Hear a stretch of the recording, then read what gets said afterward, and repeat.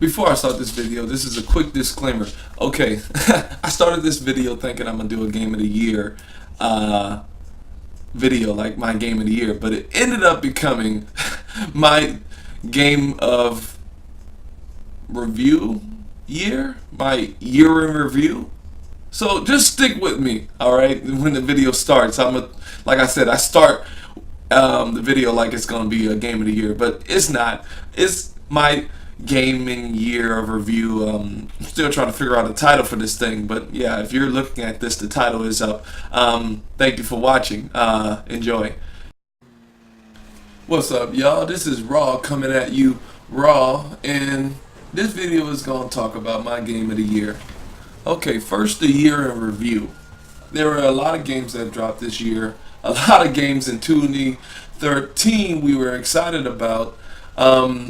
And more or less a lot of disappointments this year. And I gotta start from Watch Dogs. Watch Dogs was a disappointment as far as what the E3 trailer showed us back in 2012. And I gotta say, man, that E3 trailer, even the PC mods that's on Watch Dogs now still can't stack up to that E3 2012 trailer of Watch Dogs. And that was a disappointment, not having the graphics be like that.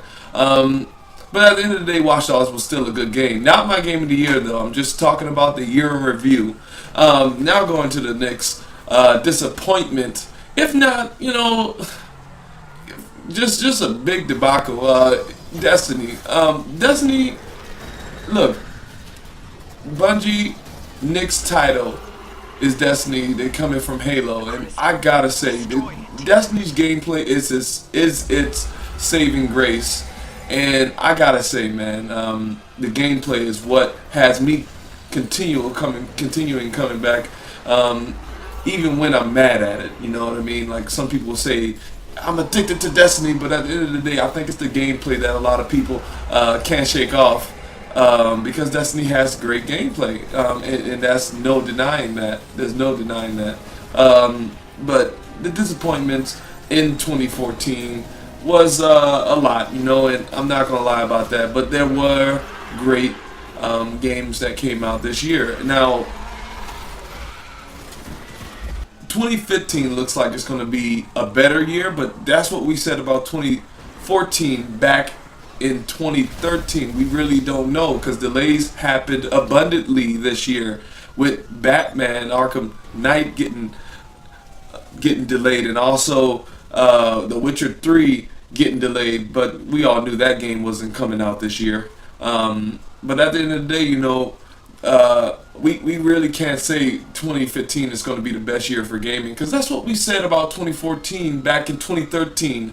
Okay, at the end of the day, I enjoyed 2014, and I must say this: if you were a 360 slash or AKA Xbox 360 gamer last gen, you enjoyed this year way more than others if you had bought a PS4 or an Xbox One. Now, at the end of the day, Xbox One it is a gaming console that had its ups and downs this year. PS4 was outselling the mess out of Xbox One for the most part.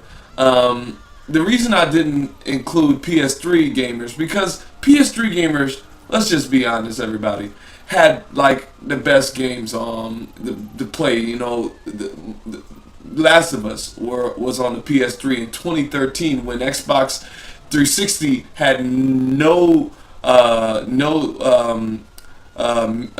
you know, worth mentioning exclusive in 2013. So PS3 players, they had it good. So them coming to PS4, I can understand why PS3 players are kind of disappointed in PS4, but still are sticking with PS4 because of Sony's awesome track record. But at the end of the day, like I said, you know, Xbox 360 coming up to next gen had a better experience, and I would actually say Xbox 360 owners going and moving and upgrading up to PS4 had a better year, because they got to play games like The Last of Us Remastered. They got to play games like I want to say mostly ports, because I'm playing Grand Theft Auto 5 right now, and this is a port from last gen, and this was a game both on 360 and PS3. But look, arguably the better version is on PS4. The game runs extremely well on this game, and as well as on Xbox One, it runs extremely well on.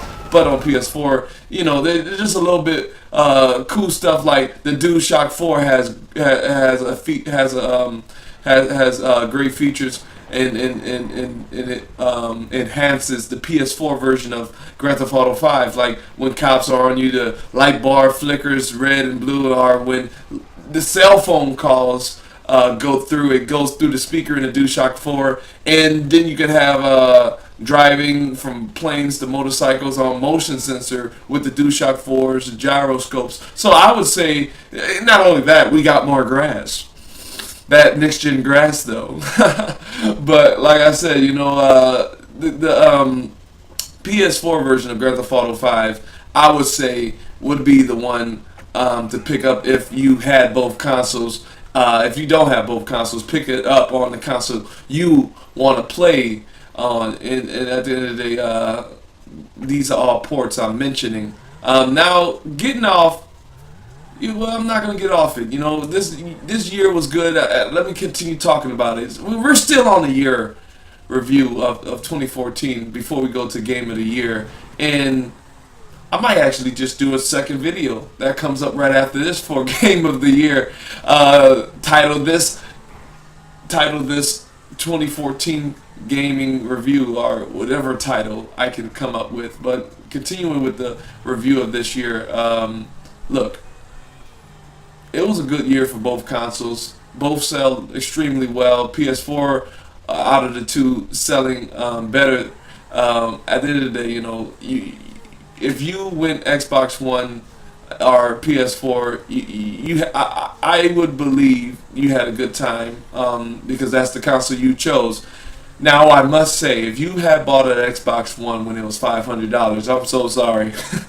I am so sorry that you had to drop $400 plus $100 because it was $500 on the Xbox One. Now that it's $350. Now one can argue it's still a great console for $500, but I'm sorry, I'm not going to be a fanboy about that. I'm just going to tell you that at the end of the day, that sucks. But getting off that, the Xbox One now is at $350, and that's good for if you want an Xbox One. If you want an Xbox One, get it now while it's cheap. You know what I mean? But at the end of the day, I just saw a sale for PS4 at Walmart for $330. So good time to buy a next gen console if you're still slacking last gen. But like I said, some people can't upgrade, but still, this is a great time if you were to upgrade, because these consoles are at an all-time low this early in the gen. Anyway, continuing the year in review. Games like The Last of Us Remastered, games like Sunset Overdrive, games like Watch Dogs and Destiny, games that came out and filled our times. I'm still playing Destiny. Look, it's not an addiction, I already said. It's because of the gameplay. The gameplay is wonderful on Destiny, and it's like on point. I played Far Cry 4 as well, but Destiny's first-person shooter mechanics are just way better than almost all of 2014's first-person shooters. I never played Call of Duty Advanced Warfare, so I can't speak for that. I do want to play it though. My boy Fresh, he's actually featured in one of my videos on my channel. We talk about how. What do we talk about in that video? I'll list it in the description of me and Fresh talking about what we are talking about. If you want to go see that video, he said he was going to hook me up with a copy of Call of Duty Advanced Warfare, and that's pretty cool of him. But anyway, getting off that, look, at the end of the day, these games I'm mentioning and are leaving out.